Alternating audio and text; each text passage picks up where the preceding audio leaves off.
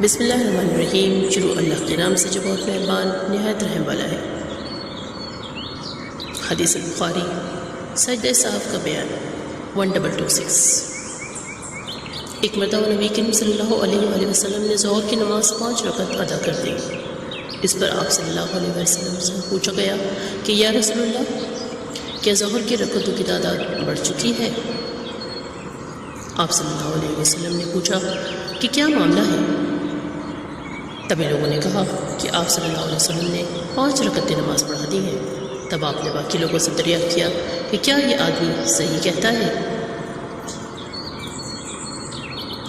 تب لوگوں نے جواب دیا کہ جی ہاں یا رسول اللہ، آپ صلی اللہ علیہ وسلم نے 5 رکعتیں پڑھا دی ہیں۔